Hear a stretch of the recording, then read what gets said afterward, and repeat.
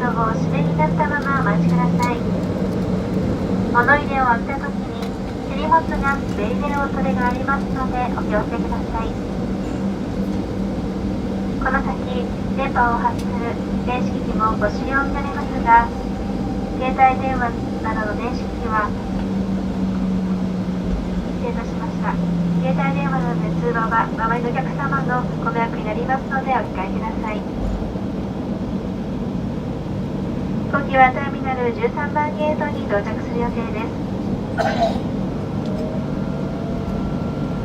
スターアライアンスメンバー ANA をご利用いただきましてありがとうございました。